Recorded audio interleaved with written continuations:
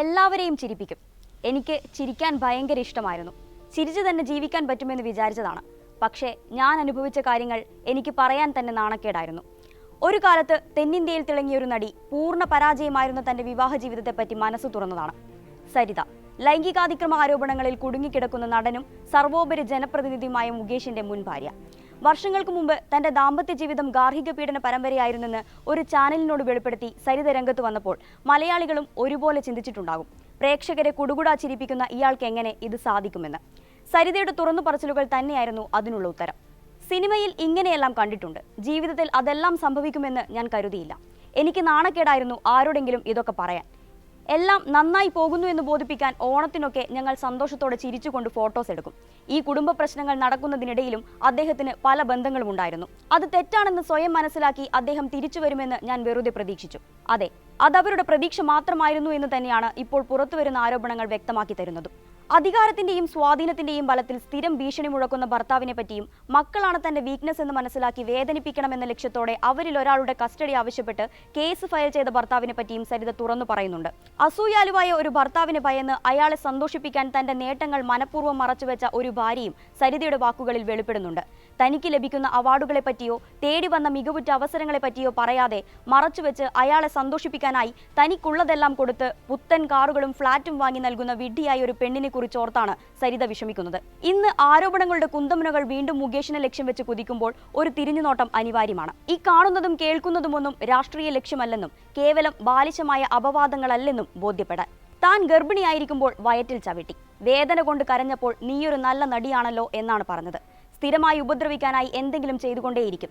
ഒരിക്കൽ പുറത്തു പോകാനായി കാറിൽ കയറാൻ ശ്രമിച്ചപ്പോൾ വണ്ടി മുന്നോട്ടും പിന്നോട്ടും എടുത്ത് കബളിപ്പിച്ചുകൊണ്ടേയിരുന്നു. കാറിന് പിറകെ ഓടി നിറവയറുമായി താഴെ വീണ് കരഞ്ഞെങ്കിലും കണ്ണുനീർ കണ്ടാൽ അദ്ദേഹം പരിഹസിക്കുമല്ലോ എന്ന് കരുതി ഒന്നും സംഭവിക്കാത്തതുപോലെ പെരുമാറി. ഇത് സിനിമയല്ല. നടൻ മുകേഷ് സിനിമയ്ക്ക് പുറത്ത് തന്റെ ഭാര്യയോട് കാട്ടിയ കൊടും ക്രൂരതകളാണ്. പക്ഷേ അത് ലോകമറിയാൻ നീണ്ട കാലമെടുത്തു എന്ന് മാത്രം. മദ്യപിച്ചെത്തിയാൽ ഭാര്യയുടെ മുടിക്ക് കുത്തിപ്പിടിച്ച് അടിവയറ്റിൽ തൊഴിക്കുന്ന ടിപ്പിക്കൽ ഭർത്തൃപീഡനത്തിന്റെ മാതൃകകളും മുകേഷ് സരിത ദമ്പതികളുടെ ദാമ്പത്യ ജീവിതത്തിൽ ഉണ്ടായിട്ടുണ്ട്. അന്ന് അയാൾ വെറുമൊരു നടനായിരുന്നെങ്കിൽ ഇന്നൊരു ജനപ്രതിനിധിയാണ്. സ്ത്രീപക്ഷത്ത് അടിയുറച്ചു നിൽക്കേണ്ട, അധകൃതരുടെയും അടിച്ചമർത്തപ്പെട്ടവരുടെയും വേദനകൾ പരിഹരിക്കേണ്ട ഒരു രാഷ്ട്രീയ പ്രസ്ഥാനത്തിന്റെ ഭാഗമാണ്. അതുകൊണ്ട് തന്നെ മുകേഷ് കാട്ടിക്കൂട്ടിയതൊന്നും വെറുതെ അങ്ങനെ പറഞ്ഞു പോകാനാകുന്നതല്ല. മലയാള സിനിമാ മേഖലയിലെ പ്രമുഖരുടെ ലൈംഗികാതിക്രമങ്ങൾ ഒന്നൊന്നായി പുറത്തു വന്നപ്പോൾ 2018 മീറ്റു ആരോപണമായിരുന്നു മുകേഷിന് ആദ്യം വില്ലനായത്. ടെലിവിഷൻ പരിപാടിയുടെ ചിത്രീകരണത്തിനിടെ ഹോട്ടൽ മുറിയിൽ വെച്ച് മുകേഷ് മോശമായി പെരുമാറാൻ ശ്രമിച്ചുവെന്നായിരുന്നു കാസ്റ്റിംഗ് ഡയറക്ടറായിരുന്ന യുവതിയുടെ അന്നത്തെ ആരോപണം. മുറിയിലേക്ക് തുടർച്ചയായി ഫോൺ ചെയ്യുകയും സ്വാധീനം ചെലുത്തി സ്വന്തം മുറിക്കടുത്തേക്ക് മുകേഷ് മുറി മാറ്റാൻ ശ്രമിച്ചുവെന്നും അവർ ആരോപിച്ചിരുന്നു. പഴയ ആരോപണം വീണ്ടും വെളിച്ചത്ത് കൊണ്ടുവന്നത് ആ യുവതിയുടെ ഒരു ഇൻസ്റ്റഗ്രാം പോസ്റ്റായിരുന്നു.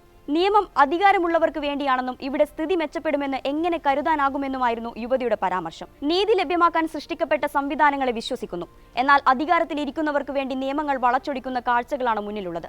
കാര്യങ്ങൾ മെച്ചപ്പെടുമെന്ന് എങ്ങനെ വിശ്വസിക്കാൻ സാധിക്കും? ഇത് എന്നെ ആഴത്തിൽ ദുഃഖിപ്പിക്കുന്നു എന്നും യുവതി കുറിക്കുന്നുണ്ട്. ഇത് പക്ഷേ ഒരു തുടക്കം മാത്രം. പതിവ് പോലെ നല്ല പിള്ള ചമഞ്ഞ് മുകേഷ് രംഗത്തെത്തിയപ്പോഴാണ് മുൻപ് മുറിവേറ്റവർ വെളിപ്പെടുത്തലുകളുമായി എത്തിയത്.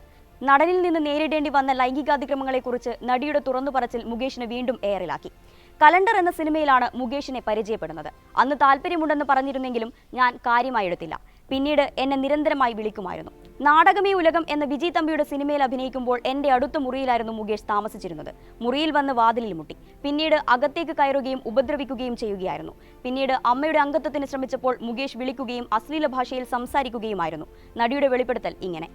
ആരോപണങ്ങൾക്ക് പിന്നാലെ നടി നിയമ നടപടിയുമായി മുന്നോട്ടു പോകാൻ ഒരുങ്ങവെയാണ് മുകേഷിനെതിരെ അടുത്ത ആരോപണം വരുന്നത്. ഇത്തവണ ജൂനിയർ ആർട്ടിസ്റ്റ് സന്ധ്യയായിരുന്നു രംഗത്തെത്തിയത്.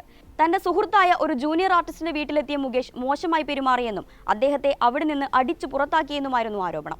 വീണിടം വിദ്യയാക്കാൻ പണ്ടേ മുകേഷ് മിടുക്കനാണ്. തനിക്കെതിരായ ആരോപണങ്ങൾക്ക് കൊള്ളിവെക്കാൻ വിശദീകരണവുമായി എത്തുന്നതും പതിവ് തന്നെ. അത് സരിതയുടെ കാര്യത്തിലായാലും മീറ്റു ആരോപണത്തിലായാലും നടിയുടെ വെളിപ്പെടുത്തലിലായാലും ഉണ്ടായിട്ടുണ്ട്.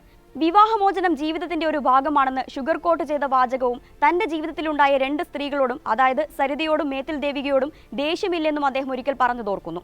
മീറ്റു ആരോപണം വന്നപ്പോൾ കാസ്റ്റിംഗ് ഡയറക്ടറായിരുന്ന യുവതിയെ അറിയുക പോലുമില്ലെന്ന വേട്ടക്കാരുടെ സ്ഥിരം ന്യായമാണ് മുകേഷ് നിരത്തിയത്. ഫോൺ ചെയ്തത് മറ്റാരെങ്കിലും ആകാം, പക്ഷേ മീറ്റു ക്യാമ്പയിനെ പിന്തുണക്കുന്നുവെന്ന് പറയാൻ മറന്നില്ല കേട്ടോ. ദുരനുഭവങ്ങൾ ഉണ്ടായാൽ പെൺകുട്ടികൾ അപ്പോൾ തന്നെ പ്രതികരിക്കണമെന്ന് ഫ്രീ ആയ ഒരു ഉപദേശവും അന്ന് നൽകിയിരുന്നു. ഹേമ കമ്മിറ്റി റിപ്പോർട്ടിന് പിന്നാലെ ഉയർന്ന ആരോപണത്തിൽ പരാതി നൽകിയ നടിക്കെതിരെ ഗുരുതരമായ ഒരു പ്രത്യാരോപണവുമായാണ് മുകേഷ് രംഗത്തെത്തിയത്. ജീവിതം തകർക്കാൻ കെണിവെക്കുന്നവരെ ഒറ്റപ്പെടുത്തുമെന്നും ബ്ലാക്ക്മെയിൽ തന്ത്രങ്ങൾക്ക് കീഴടങ്ങാൻ തയ്യാറല്ലെന്നുമായിരുന്നു പരാമർശം. തനിക്കെതിരെ വിധി എഴുതുന്നവർക്ക് മുന്നിൽ നിരപരാധിത്വം വെളിപ്പെടുത്തുന്ന തെളിവുകൾ കയ്യിലുണ്ടെന്നും അവകാശപ്പെടുന്നുണ്ട്. നടൻ എന്ന നിലയ്ക്ക് മാത്രമല്ല, ജനപ്രതിനിധി എന്ന നിലയ്ക്കും പൊതുസമൂഹത്തോട് തനിക്ക് ഉത്തരവാദിത്വം ഉണ്ടെന്നതും മറന്നിട്ടില്ല. അതും കൂട്ടിച്ചേർക്കുന്നുണ്ട്. ആരോപണങ്ങൾ സംബന്ധിച്ചുള്ള അന്വേഷണങ്ങളെ സ്വാഗതം ചെയ്യുന്നു. വസ്തുനിഷ്ഠവും സുതാര്യവുമായ അന്വേഷണം ഇക്കാര്യത്തിൽ അനിവാര്യമാണ്. എങ്കിൽ മാത്രമേ പൊതുസമൂഹം ചർച്ച ചെയ്തു വരുന്ന ആരോപണങ്ങളുടെ നിജസ്ഥിതി പുറത്തുവരികയുള്ളൂ. രാഷ്ട്രീയമായി വേട്ടയാടാൻ വരുന്നവരോട് പരാതിയില്ല.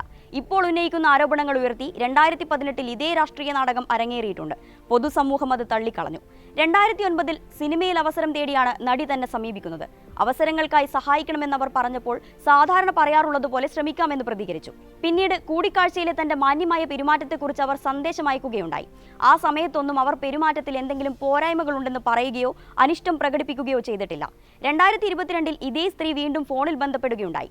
വലിയൊരു സാമ്പത്തിക സഹായം ആവശ്യപ്പെട്ടു. നിസ്സഹായത അറിയിച്ചപ്പോൾ 1 ലക്ഷമെങ്കിലും മതിയെന്നായി. പണം നൽകാത്തതിനെ തുടർന്ന് ഒരു പ്രത്യേക സമുദായത്തിലെ ആളുകളോട് ഇക്കാര്യത്തിൽ ഇടപെടാൻ ആവശ്യപ്പെട്ടതായി ഈ സ്ത്രീ മറ്റൊരു സന്ദേശത്തിൽ തന്നെ അറിയിച്ചു. കുറച്ചു ദിവസങ്ങൾക്ക് ശേഷം ഇവരുടെ ഭർത്താവ് എന്നവകാശപ്പെട്ട് ഫോണിൽ വിളിച്ച് മറ്റൊരാളും വൻ തുക ആവശ്യപ്പെട്ടു. പണം ആവശ്യപ്പെട്ട് നിരന്തരം ബ്ലാക്ക്മെയിൽ ചെയ്ത ഈ സംഘം ഇപ്പോൾ അവസരം ലഭിച്ചപ്പോൾ തനിക്കെതിരെ തിരിഞ്ഞുവെന്നാണ് മുകേഷിന് പറയാനുള്ളത്. ആരോപണങ്ങളുടെ പുക സൃഷ്ടിച്ച് മറ്റുള്ളവരുടെ ജീവിതം തകർക്കാൻ കെണിവെക്കുന്നവരെ ഒറ്റപ്പെടുത്തുക തന്നെ ചെയ്യും. ഇത്തരക്കാർക്കെതിരെ ശക്തമായ നിയമ നടപടികളുമായി മുന്നോട്ടു പോകുമെന്നും മുകേഷ് പറയുന്നുണ്ട്. എന്നാൽ ഇതെല്ലാം പച്ചക്കള്ളമാണെന്നാണ് പരാതിക്കാരിയായ നടിയുടെ പ്രതികരണം. ബ്ലാക്ക്മെയിൽ ചെയ്തെങ്കിൽ അന്ന് തന്നെ പോലീസിൽ പരാതിപ്പെടാമായിരുന്നില്ലേ എന്നും എന്താണ് പരാതി നൽകാൻ വൈകിയതെന്നും അവർ ചോദിക്കുന്നുണ്ട്. ഹേമ കമ്മിറ്റി റിപ്പോർട്ടിന് പിന്നാലെ പല താരങ്ങളുടെയും കയ്യിലിരിപ്പ് സമൂഹം അറിഞ്ഞപ്പോൾ ചിലർ സ്വയം ഒതുങ്ങാൻ തീരുമാനിച്ചു. കപ്പൽ വെള്ളത്തിലാകുമെന്ന ദീർഘവീക്ഷണത്തിൽ അതിനെ ഒന്നടങ്കം വെള്ളത്തിലങ്ങ് മുക്കി താരസംഘടനയിലെ കപ്പിത്താനടക്കം പുറത്തുപോയി. ഇനി മിണ്ടാതെ ഉരിയാടാതെ എല്ലാം കെട്ടടങ്ങുന്നതും കാത്തിരിക്കാമെന്ന് കരുതി കാണും. എന്നാൽ മുകേഷിനെതിരായ ആരോപണങ്ങളിൽ CPM-ഉം അത് നേതൃത്വം കൊടുക്കുന്ന സർക്കാരും മറക്കുന്ന ചില കടമകളുണ്ട്, ചില ധാർമ്മിക വശങ്ങളുണ്ട്. ആരോപണ വിധേയർ മാറി നിൽക്കുന്ന ചരിത്രം പാർട്ടിക്കില്ലെന്ന് പറയുമ്പോഴും മുകേഷിനെ ഇനിയും സംരക്ഷിച്ചുകൂടെന്ന പാർട്ടിയിലെ തന്നെ സ്ത്രീ ശബ്ദങ്ങൾ കേൾക്കാതെ പോകുന്നത് എങ്ങനെയാണ്? ഇരയ്ക്ക് വേട്ടക്കാരെ തന്നെ കാവൽ നിർത്തുന്ന സമീപനം തിരുത്തേണ്ട സമയം അതിക്രമിച്ചു കഴിഞ്ഞു. കാലം തെളിയിക്കുമെന്ന വെറും വാക്ക് എവിടെയും വില പോകില്ല.